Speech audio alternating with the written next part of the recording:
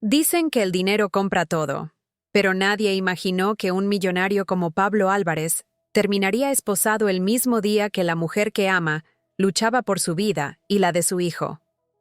Lo que empezó como un escándalo terminó en un inesperado matrimonio, pero antes tuvieron que enfrentarse a un secreto capaz de destruirlos para siempre. ¿Quieres saber la verdad?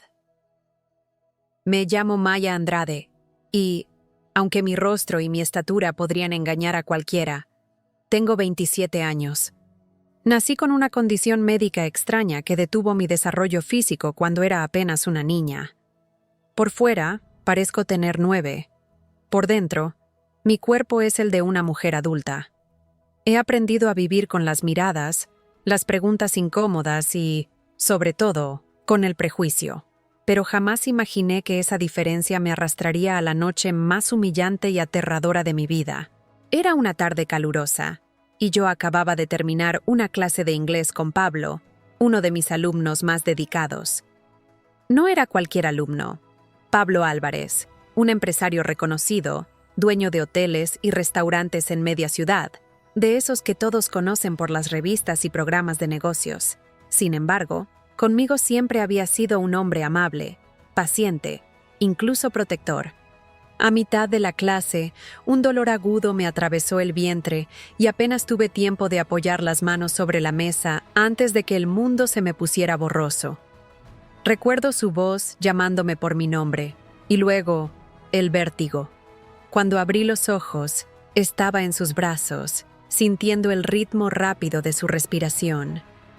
«Aguanta, Maya, ya casi llegamos», me repetía una y otra vez. El aire caliente me golpeaba el rostro mientras él corría hacia la entrada del hospital, ignorando las miradas curiosas de quienes se apartaban a su paso. «Doctor, por favor, ayúdenla», gritó apenas cruzamos las puertas. El eco de su voz rebotó por los pasillos blancos y fríos. En segundos, varias enfermeras se acercaron. Una de ellas me miró de pies a cabeza y frunció el ceño. No hizo falta que dijera nada. Podía leer el juicio en sus ojos.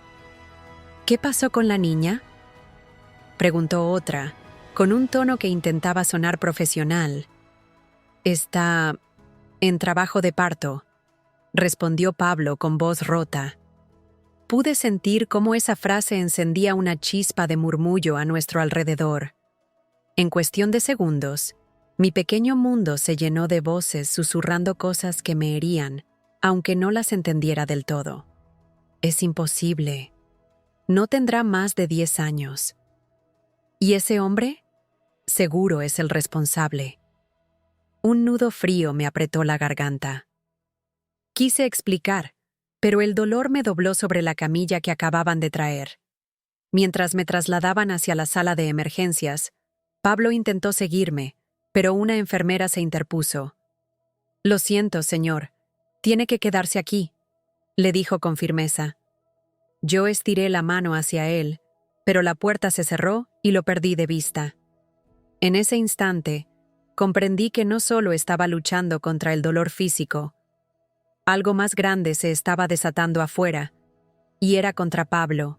Las voces subían de tono. Los murmullos se transformaban en acusaciones abiertas. Podía sentirlo, aunque estuviera lejos. La tensión en esa sala de espera debía ser insoportable.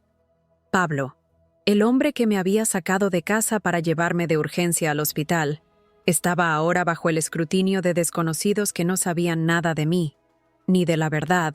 La última imagen que guardo antes de que la anestesia me venciera fue la de las luces del quirófano, blancas y frías, y el pensamiento repetitivo de que tenía que despertar, no solo para mi hijo, sino para limpiar el nombre de quien me había salvado. Cuando desperté horas más tarde, lo primero que hice fue buscar a Pablo. Mi corazón latía con fuerza, esperando verlo entrar por la puerta con esa mezcla de preocupación y ternura que siempre tenía en los ojos. Pero en lugar de él, fue la enfermera jefe quien apareció, con un gesto grave que me heló la sangre. «Maya, hay algo que debes saber», dijo, bajando la voz. «El señor Álvarez ha sido detenido por la policía. Sentí un vacío en el estómago más fuerte que cualquier contracción. No necesitaba que me explicara por qué. En mi mente, todo se unió de inmediato. Las miradas de sospecha, los murmullos en la sala de espera, las voces acusando sin pruebas. El rumor ya había hecho su trabajo. Mientras yo luchaba por traer a mi hijo al mundo, Pablo estaba viviendo su propio infierno. Más tarde supe, por boca de una joven enfermera que había presenciado todo, lo que ocurrió afuera.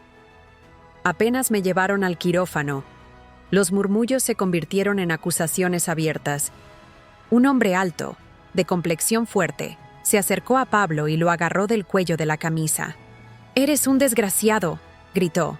«¿Cómo puedes hacerle esto a una niña?». Pablo intentó explicarse, levantar las manos en señal de calma, pero su voz se perdía entre el ruido. «No entiendes, no es lo que parece», alcanzó a decir. Nadie quería escuchar. Para ellos, la escena ya tenía un culpable, y él estaba justo delante. Fue entonces cuando 2 policías entraron, alertados por varias llamadas de emergencia hechas desde el hospital. Se acercaron con paso firme, uno de ellos colocando una mano en su hombro. «Señor Álvarez, necesitamos que nos acompañe», dijo con un tono más formal que hostil. «Pero, Maya», intentó protestar. «Se encuentra bajo cuidado médico», respondió el otro. «Pero debemos aclarar unos detalles». La palabra «detalles» en realidad significaba que lo iban a interrogar como sospechoso. Y así fue. Me lo imagino entrando en esa sala fría de la comisaría, las paredes grises, la luz blanca zumbando sobre su cabeza, una mesa de metal en el centro y 2 sillas incómodas. Él, un hombre acostumbrado a reuniones en oficinas de lujo, ahora sentado frente a 2 detectives que lo miraban como si ya supieran la verdad, y esa verdad lo condenara. «Soy la detective Sofía. Este es el detective González», comenzó ella, abriendo un archivo grueso. «Hemos recibido denuncias graves sobre usted. Queremos escuchar su versión». Pablo respiró hondo. «Maya no es una niña», dijo, con la voz firme aunque cargada de tensión. «Tiene 27 años. Es mi profesora de inglés y sufre una condición rara que la hace parecer más joven. Hoy, durante nuestra clase, sintió un dolor fuerte y casi se desmaya. La traje al hospital de inmediato». El silencio que siguió fue denso. González arqueó una ceja. «¿Espera que creamos eso?», preguntó con incredulidad. «Parece una excusa demasiado conveniente». «No es una excusa. He visto su diagnóstico. Es un trastorno de la hipófisis. Pregúntenle a sus médicos», insistió Pablo. Pero cada palabra parecía chocar contra un muro de escepticismo. Fue entonces cuando la puerta se abrió y entró un hombre de traje oscuro, con una carpeta en la mano. «Soy el abogado de mi cliente. Exijo hablar con él en privado». Los detectives, a regañadientes, salieron. Pablo aprovechó para soltar el aire que llevaba contenido. «Hablé con Maya», le dijo el abogado. «Está estable y dispuesta a explicar todo. Pero necesitamos pruebas. Estoy solicitando sus historiales médicos y el testimonio de su doctor». Pablo asintió. «Gracias. Esto es un malentendido terrible, pero temo que el daño ya está hecho». Cuando los detectives regresaron, el abogado entregó algunos documentos preliminares. «Esto prueba que la señorita Maya Andrade es mayor de edad y que su condición física corresponde a un diagnóstico médico real», dijo con firmeza. González hojeó las hojas sin perder el gesto serio. «Verificaremos todo. Mientras tanto, el señor Álvarez permanecerá retenido». Pablo apretó la mandíbula, pero no discutió. Sabía que cualquier palabra podía volverse contra él. Y aunque era un hombre acostumbrado a controlar situaciones, aquí estaba atado de manos, literal y figuradamente. Yo, en la cama del hospital, no podía quedarme quieta. Imaginaba cada segundo de ese interrogatorio, la mirada de desconfianza sobre él, la forma en que su reputación, esa que había construido durante años como empresario ejemplar, se desmoronaba por un prejuicio que yo conocía demasiado bien. El doctor Guadalupe, que había dirigido mi cesárea, entró en ese momento. Llevaba en sus manos una carpeta gruesa y su expresión era tan seria como decidida. «Maya, voy a hablar con la policía», me dijo. «Vi con mis propios ojos lo que tú me has explicado. Tus órganos internos son de una mujer adulta, completamente desarrollada. Esto debe aclararse hoy mismo». Le tomé la mano. «Por favor, hágalo. Pablo no merece esto». Y así, mientras mi hijo dormía en la cuna junto a mi cama, el doctor salió para convertirse en el primer aliado que Pablo tendría en esta batalla. No supe en qué momento lo liberaron. Solo recuerdo que la puerta se abrió y allí estaba él, con el rostro cansado, la barba ligeramente crecida y los ojos fijos en mí. Caminó hasta la cama y por primera vez desde que todo empezó, sonrió. «¿Estás bien?», susurró, y su voz temblaba. «Gracias a ti», le respondí. «Y ahora, Pablo, es hora de que yo te salve a ti», porque sabía que la batalla por limpiar su nombre apenas estaba comenzando. Pablo aún estaba junto a mi cama cuando una enfermera entró apresuradamente, interrumpiendo ese momento de alivio. «Doctor Guadalupe lo necesita en la sala de juntas», le dijo, dirigiéndose a él. «Es urgente». Pablo me miró con esa expresión que preguntaba sin palabras si debía dejarme. Le sonreí con suavidad. «Ve, si el doctor quiere hablar contigo, es por algo bueno». En cuanto él salió, mis pensamientos volvieron a la madrugada anterior, a esos minutos en que todo se volvió confuso y doloroso. Recuerdo que me colocaron en una camilla y me empujaron por pasillos interminables. Las luces del techo pasaban sobre mí como destellos fríos. El dolor era tan intenso que apenas podía respirar. Una voz firme, la del doctor Guadalupe, fue lo último que escuché antes de que la anestesia hiciera su trabajo. «Preparad todo para una cesárea de emergencia».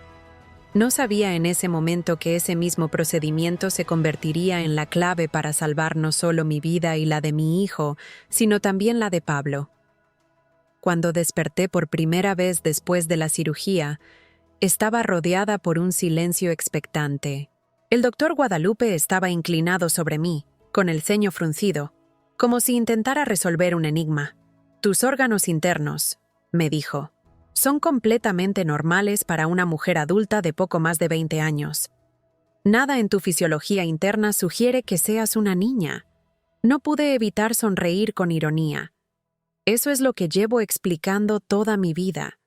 Pero a veces, la gente prefiere creer lo que ve, no lo que es verdad. El doctor asintió, y pude notar en sus ojos un destello de indignación. «Voy a registrar todo con detalle, y si hace falta, yo mismo lo declararé ante la policía». En ese momento, una enfermera entró con un pequeño bulto envuelto en una manta celeste. Mi corazón dio un vuelco. «Es un niño», dijo, con una sonrisa amable. «Fuerte y sano. ¿Quieres cargarlo?». Extendí los brazos y, al sentir el calor de su cuerpecito, las lágrimas me nublaron la vista.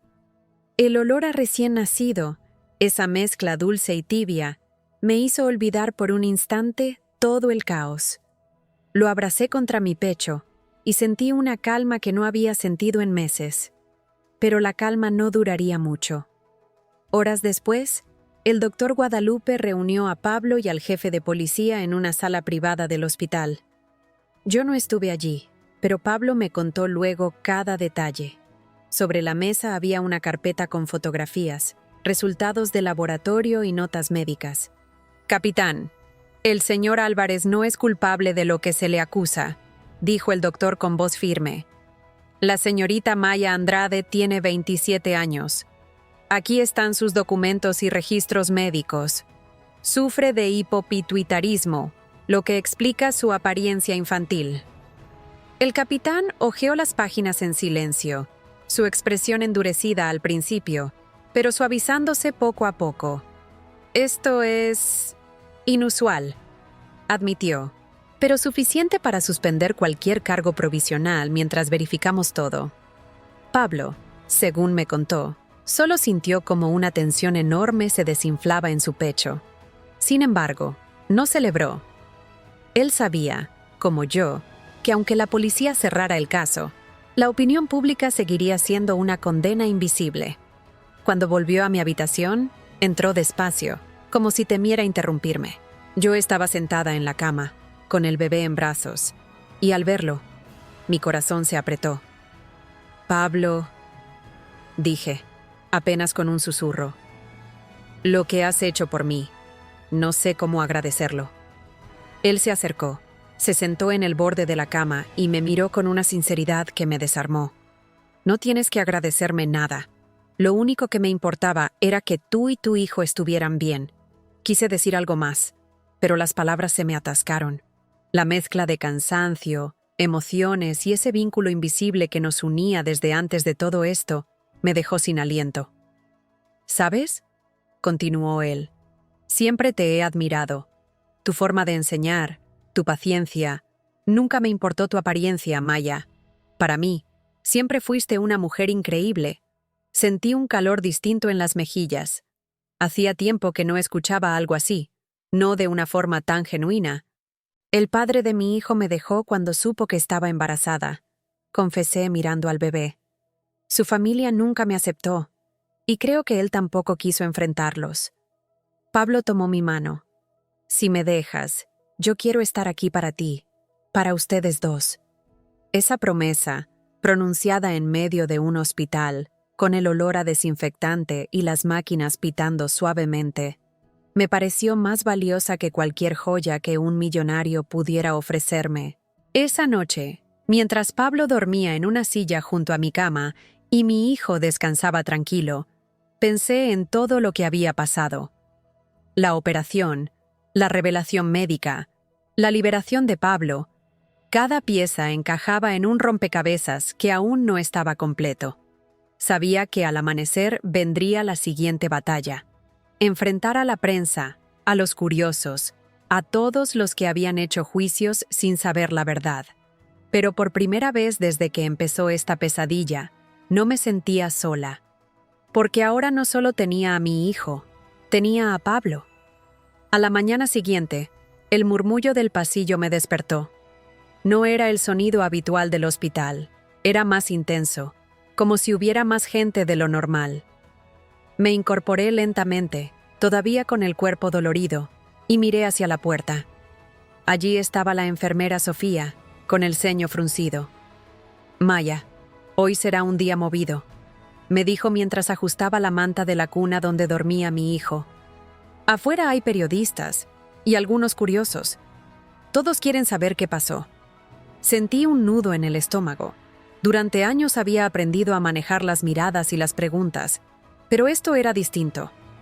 Ahora no era solo mi apariencia, era mi historia personal, expuesta y distorsionada. Y sobre todo, estaba el nombre de Pablo. «¿Él ya sabe?», pregunté. «Sí, está con el doctor Guadalupe en este momento, ultimando los documentos que entregarán oficialmente a la policía y a la prensa». No tuve que esperar mucho para verlo. Minutos después, Pablo entró en mi habitación. Se notaba que había dormido poco, el traje ligeramente arrugado, las ojeras marcadas, pero la misma determinación en los ojos. Traía una carpeta bajo el brazo. «Maya, hoy vamos a cerrar este capítulo», dijo, acercándose a mi cama. «El doctor y yo ya hemos hablado con el capitán. Los cargos se retirarán oficialmente». Sus palabras me llenaron de alivio, pero también de inquietud. Sabía que en la práctica no todo se resolvería con un documento. El daño hecho por los rumores era profundo. «Pablo, la gente no olvida tan fácil», le dije. «Aunque la verdad esté sobre la mesa, habrá quienes sigan pensando lo peor». Él se sentó junto a mí y tomó mi mano. «Que piensen lo que quieran. Yo sé quién eres. Y yo sé lo que hicimos, salvarte a ti y a tu hijo. Eso es lo único que me importa». No pude responder. La emoción me cerró la garganta. Solo apreté su mano, sintiendo que esa fuerza me sostenía. El doctor Guadalupe llegó poco después, acompañado del capitán Miguel, un hombre alto, de gesto serio pero no hostil. Traían varios sobres y un par de carpetas. «Señorita Andrade», dijo el capitán, «hemos revisado la documentación y confirmado con sus médicos anteriores. Su diagnóstico es legítimo y explica su condición física».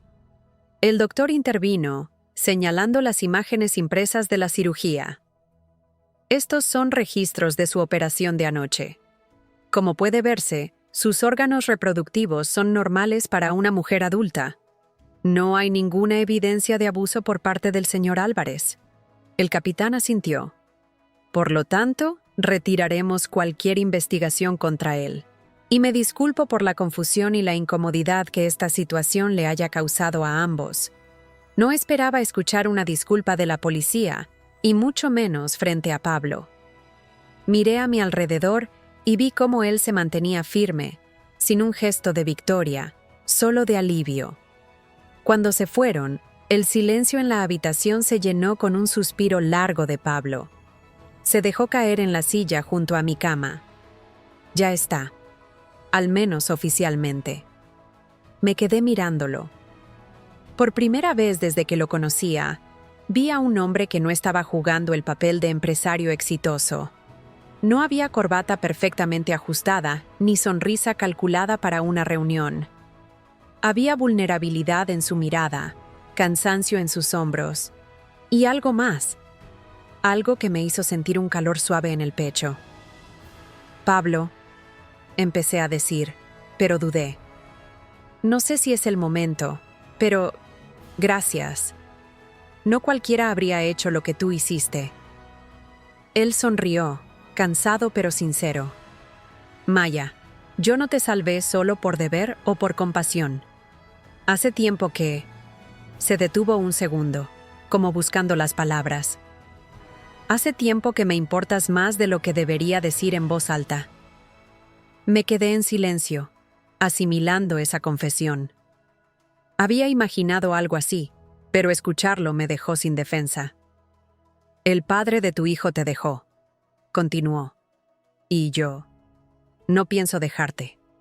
Si me dejas, quiero ayudarte a criar a este pequeño».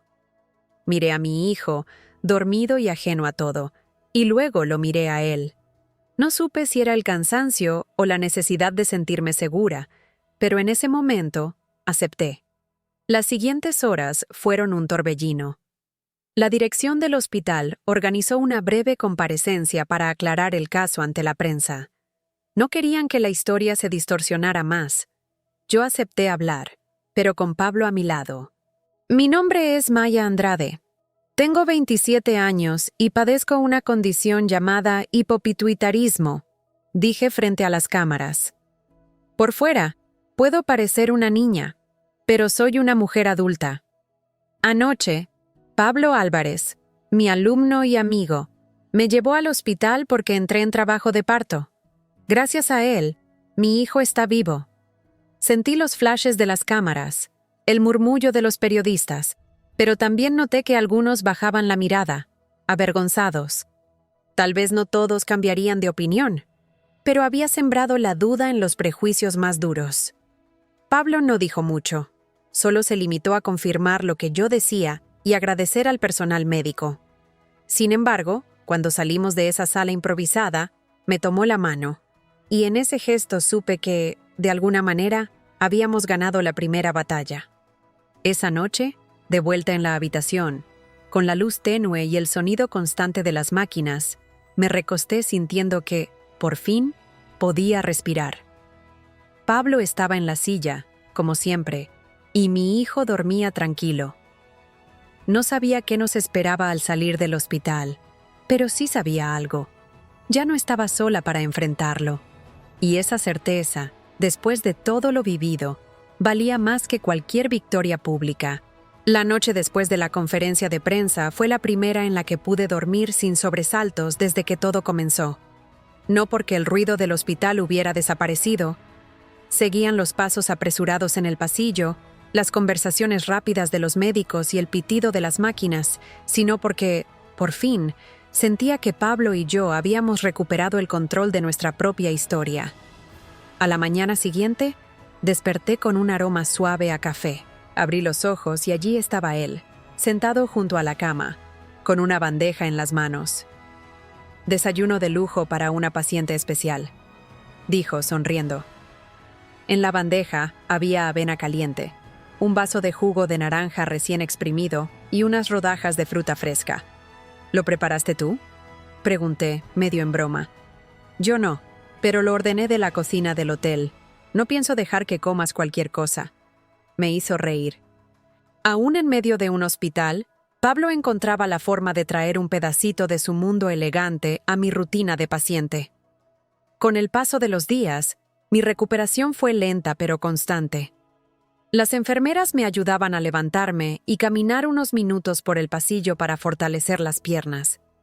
Pablo siempre estaba ahí, ofreciéndome su brazo. Al principio protestaba, diciendo que podía sola, pero él insistía. «Sé que eres fuerte», me decía, «pero no hay razón para que lo hagas sin apoyo». No era solo una frase física. Entendía que él hablaba de algo más profundo. A veces, durante esas caminatas, escuchaba cómo otros pacientes y familiares susurraban a nuestro paso. Pero las palabras habían cambiado. Donde antes había sospecha, ahora había curiosidad e incluso admiración. Ese es el empresario que estuvo detenido por un malentendido. Y no se separa de ella ni un minuto. Una tarde, mientras paseábamos por el pasillo, una anciana con bata de hospital se nos acercó. Tenía el cabello blanco recogido en un moño y una mirada cálida. «Perdón que me entrometa», dijo, «pero quiero decirles que me han emocionado. Ver cómo se cuidan el uno al otro, eso ya no se ve todos los días». «Gracias, señora», respondí, apretando el brazo de Pablo. «Hemos pasado por mucho juntos». Ella sonrió y asintió. «El amor y la familia son lo más valioso que tenemos. No lo olviden nunca». En la habitación, el ambiente se había vuelto más hogareño. Pablo traía flores frescas todos los días, cambiaba el agua del florero y se aseguraba de que siempre hubiera algo que me gustara leer. Me trajo novelas, revistas y hasta un pequeño altavoz para escuchar música suave por las tardes. Las enfermeras también se contagiaron de esa calidez. Sofía, la jefa de turno, se detenía a conversar conmigo más tiempo del necesario. «Tu caso nos ha unido a todos», me dijo un día. «Y no solo por lo raro que es, sino porque ver cómo él te cuida nos recuerda por qué elegimos esta profesión». Incluso la enfermera más joven, Luisa, se animó a acercarse. «Pablo», le dijo, algo nerviosa, «todos aquí comentamos lo admirable que es su dedicación. No vemos a menudo a alguien quedarse día y noche por otra persona». Él sonrió y me tomó la mano.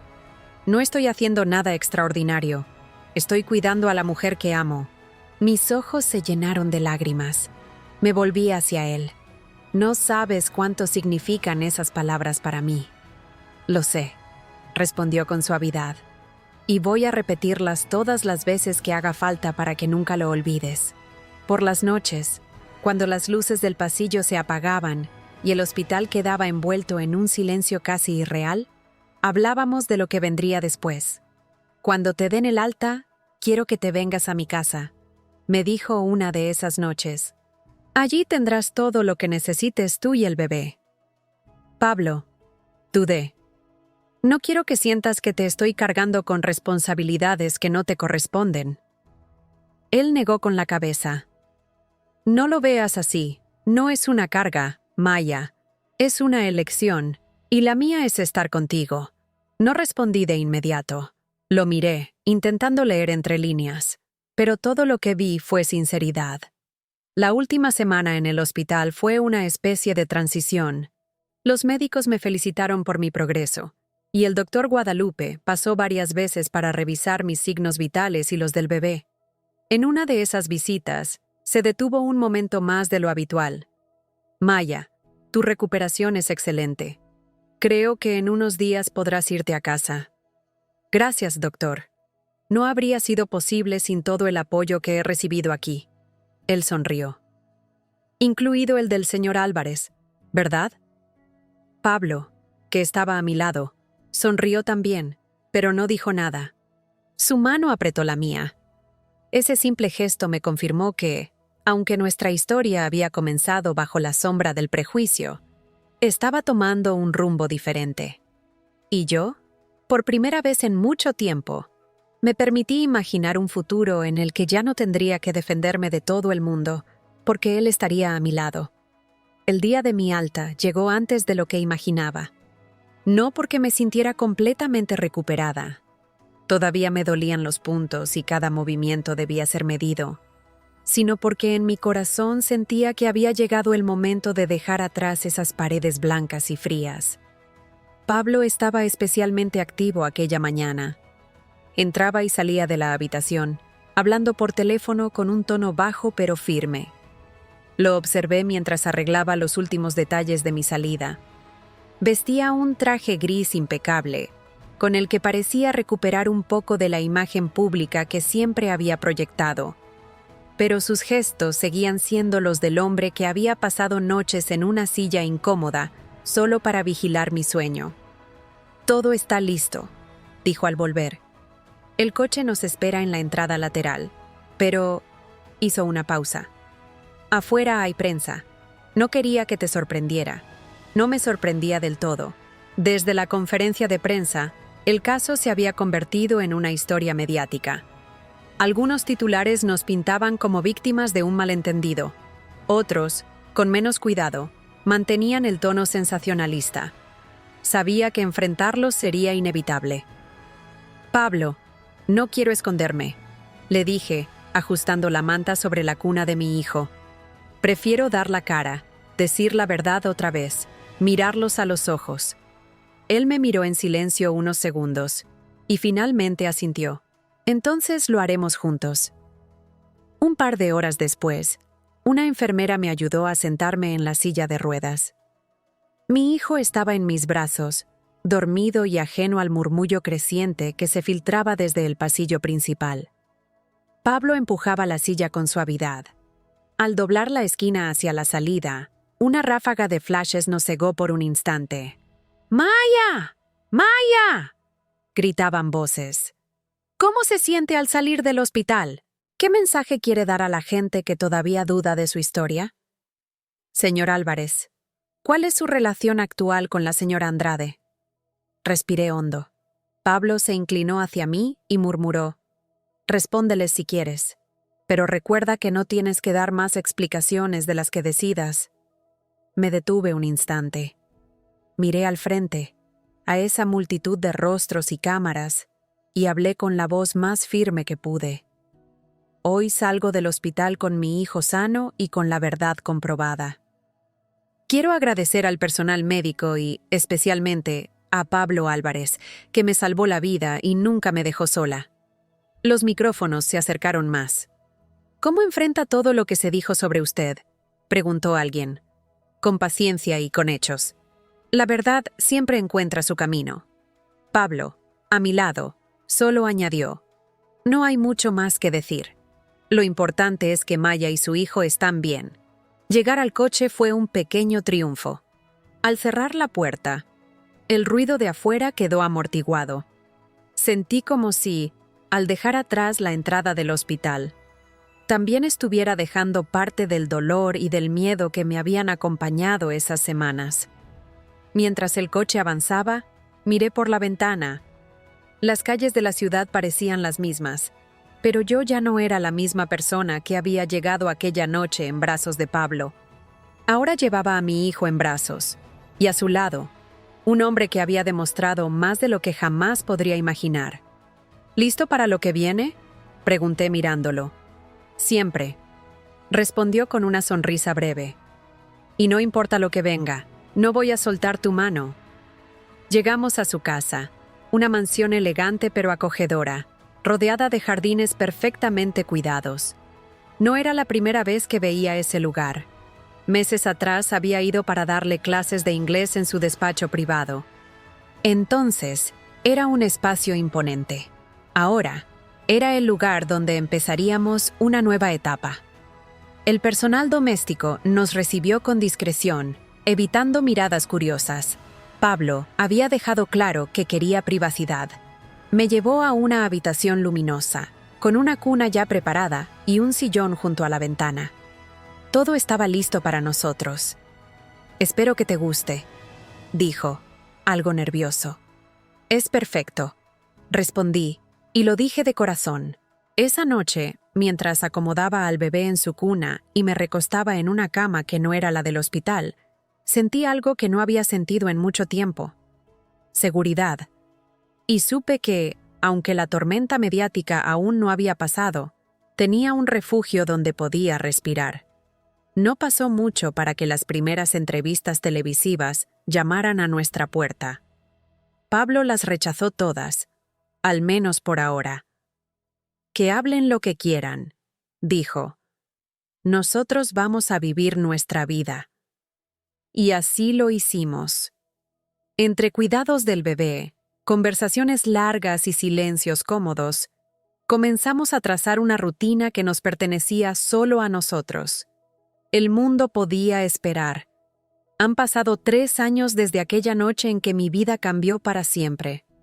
A veces, cuando miro hacia atrás, todavía me parece increíble cómo todo pudo transformarse tan rápido, del dolor y el prejuicio a la calma y la certeza de un hogar.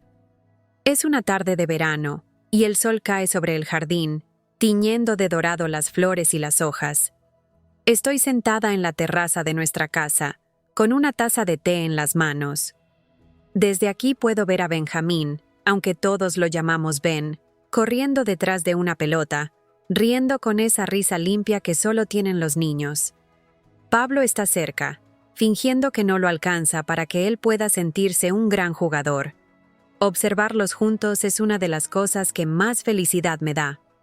Pienso en todo lo que estuvimos a punto de perder si aquel día el miedo y el prejuicio hubieran ganado. La vida con Pablo no ha sido un cuento de hadas en el sentido tradicional. No porque falte amor, sino porque hemos tenido que enfrentar comentarios, miradas y alguna que otra noticia sensacionalista que intentó revivir el pasado. Sin embargo, con el tiempo aprendimos a no darles poder. Él, con su mundo de negocios y compromisos, siempre encuentra un hueco para llegar a casa y cenar juntos, para leerle un cuento a Ben o simplemente para sentarse conmigo en silencio, compartiendo ese tipo de paz que no necesita palabras. Yo, por mi parte, dejé de dar clases particulares para dedicarme a mi hijo y a un pequeño proyecto personal. Un programa en línea de enseñanza de inglés que me permite llegar a muchas más personas sin salir de casa. Fue idea de Pablo, pero él insiste en que todo el mérito es mío. A veces, por las noches, recordamos en voz baja aquellos días en el hospital. «Nunca voy a olvidar cómo me mirabas cuando creías que todo estaba perdido», me dijo una vez, acariciándome el cabello. Fue entonces cuando supe que no iba a dejarte nunca. Yo le respondí lo que siempre pienso y pocas veces digo: si no hubieras estado ahí, no sé si estaría aquí ahora, viendo crecer a nuestro hijo. Él me besó en la frente, y en ese gesto entendí que, más allá de las promesas, ya nos habíamos elegido para toda la vida. Hoy, mientras lo veo jugar con Ben, me invade esa misma certeza. Pablo me mira de reojo y me sonríe. En sus ojos todavía está la chispa de aquel hombre decidido que me llevó al hospital en brazos, pero ahora hay algo más. La calma de saber que el amor que construimos ha resistido todo. Ben, con la energía de sus 3 años, corre hacia mí con algo en las manos. «Mamá, mira lo que encontré», dice, abriendo la palma para mostrarme una pequeña mariquita roja que camina despacio sobre su piel. «Es preciosa», le respondo, y Pablo se acerca para mirarla también. «Como tu mamá», añade él, guiñándome un ojo. Reímos los tres, y en ese instante todo parece simple y perfecto. Al caer la tarde, nos quedamos sentados en la terraza, mirando cómo el cielo se pinta de tonos naranjas y rosados. Ben se queda dormido en brazos de Pablo, y yo me recuesto sobre su hombro. ¿Te das cuenta de todo lo que hemos pasado para llegar aquí?, le pregunto en voz baja. Sí, responde. Y lo volvería a vivir todo, si el final fuera el mismo. Cierro los ojos y dejo que sus palabras me envuelvan. No sé qué nos traerá el futuro, pero sé que, mientras estemos juntos, podremos con cualquier cosa. A veces, las personas me preguntan cómo es posible que confíe tanto en alguien que conocí como alumno y que ahora es mi compañero de vida. Yo siempre respondo lo mismo. Porque en mis peores días, él fue mi refugio, y en los suyos, yo fui el suyo. Esa es nuestra historia. No la que salió en los titulares, no la que inventaron los rumores, la verdadera. La de un hombre y una mujer que, contra todo pronóstico, encontraron en el otro un hogar. Y mientras el sol desaparece en el horizonte y la brisa cálida de verano nos envuelve, entiendo que, aunque este capítulo esté cerrado, nuestra historia apenas está comenzando.